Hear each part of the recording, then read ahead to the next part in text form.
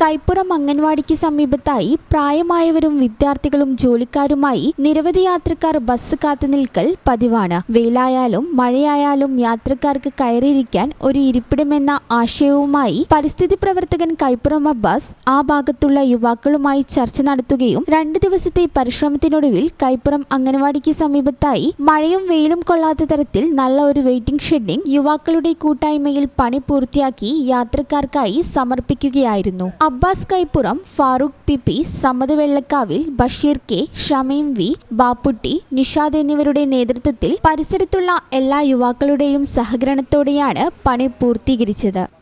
ഈ channel news, Kaippuram.